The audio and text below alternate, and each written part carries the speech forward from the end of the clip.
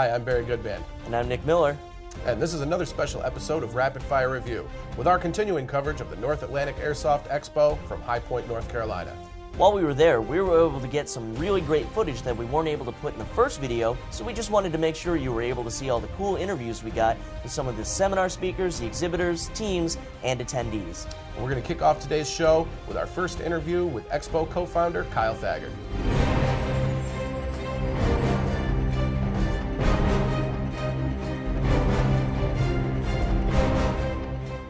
All right, so we're here with Kyle Thagard, the other co-founder of the North Atlantic Airsoft Expo.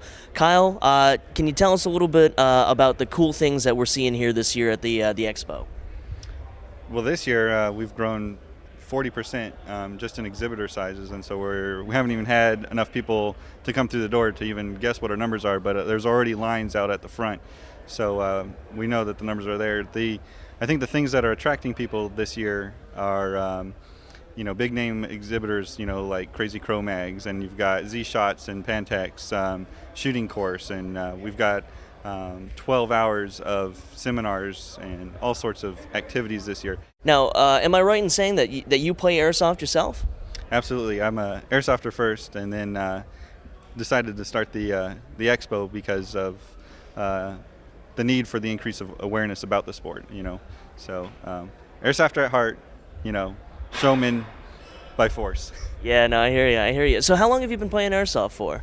I started back in 2001 when I was in the military. I went to my first duty assignment, and somebody came back from Korea with a little Springer pistol. And I was trying to figure out what that cool thing was. And next thing you know, my whole unit's running around with airsoft guns in their spare time. So that's when it started.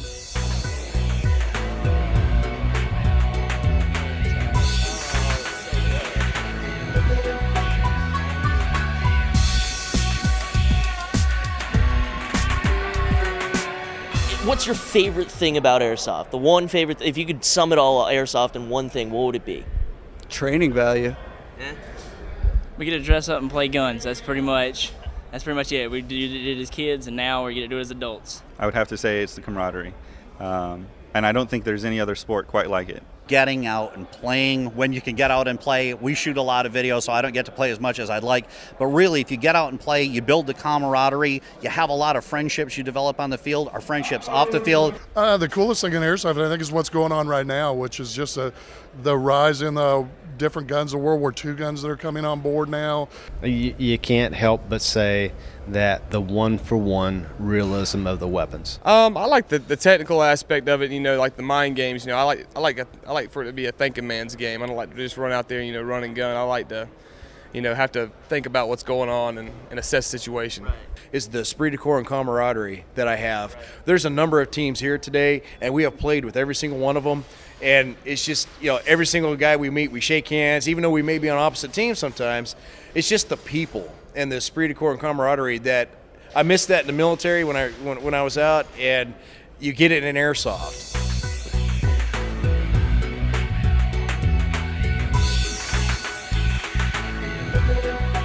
What is one of the coolest things that you've seen here this year that the people at home are totally missing out on? Well, if I have to pick the activity, I think it's the actual social networking. There are so many people here from so many different places, and they're all coming under one roof, and I'm getting to meet all these cool people. You can't beat that. We've got some of the real innovators of the game here. We've got some people who are coming here that are Airsoft lovers that you're going to see on the internet. Well, the best thing about it is the fact that you can come out here and you can see them, put your hand on the different guns. When you're online, you got little bitty pictures to look at. You can't tell. You go to a game and you feel kind of dumb asking to touch up other people's guns. But you come out here, you talk to the salespeople, the representatives. Favorite thing about the expo so far is I've been asking everybody as they walked out the door if they had a good time, and everybody said yes. That to me is the favorite thing about the expo. I love to see people have a good time, and I love to be involved in something like that. I like some of the KWA stuff, the new stuff that they got, the prototypes. I like the vendors, the hands-on, and some of the vehicles and stuff TF16 brought in here. That's pretty cool. The displays, the sheer presence that the expo has is fascinating. I mean, knowing a lot of these guys, knowing a lot of these vendors, knowing a lot of people in the industry, seeing them at SHOT Show and then seeing their booths here together. The sheer amount of gear that they have here, and just I don't know, the support I see coming out from the airsoft community. There's a lot of people out here, and I don't know. This is a pretty big show out for as far as the airsoft community goes. It's hard to get a bunch of us together all at once unless there's a game going on. So.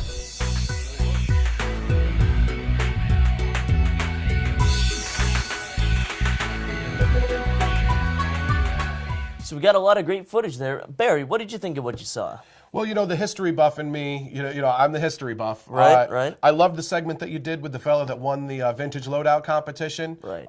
The Vietnam era is close to my own heart, as my dad was a Vietnam vet, and it really was nice to see somebody accurately portraying a soldier of that genre. Yeah, exactly. It was really cool that he was able to get all authentic gear. And another cool thing, on the back of his helmet there, he had an unissued bottle of bug juice from the Vietnam era. No kidding. So yeah. The actual bug juice, not like a bottle with some water in it or something Exactly. like that? Wow, that's really cool. And it shows you guys at home, if you are into the history aspects of this, you want to do one of these cool vintage loadouts, just go ahead and do that extra time for the extra little research and find those little props, those little bells and whistles that really take you back and put you in that setting, in that historical time period, and really set off a historical loadout like that. It really excellently done. It was really cool. Yeah. Definitely really cool.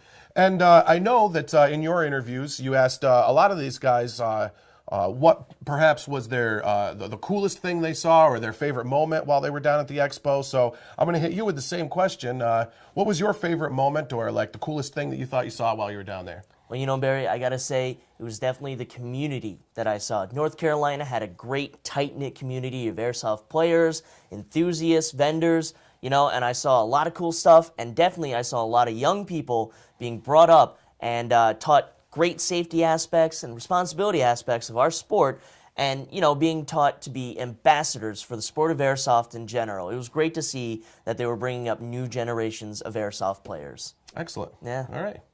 Well, guys, I think that's all the time that we've got, and that's just about it for our coverage of the North Atlantic Airsoft Expo down there in North Carolina. But you guys keep your eyes open because we're always making new shows, and we'll have another cool gun here from PyramydAir.com in the very near future. But until then, I'm your host, Barry Goodband. And I'm Nick Miller. And remember, if you've got any questions at all, feel free to email us at rapidfirereview@pyramydair.com. And once again, fellas, always remember that airsoft guns are realistic copies of actual firearms. So always play safely, act responsibly, and we'll see you guys out there in the field. Do not remove the federally required orange marking from your gun. Treat airsoft guns the same as firearms. Assume a gun is loaded, even if you know it's unloaded. Never shoot at someone who isn't wearing proper eye protection. Never brandish your gun in public, and always transport it in a case. Do not point an airsoft gun at anyone as a joke. Keep your finger off the trigger until you're ready to shoot. Do not use airsoft guns to shoot at, discipline, or injure animals. Know the laws regarding airsoft guns and their use.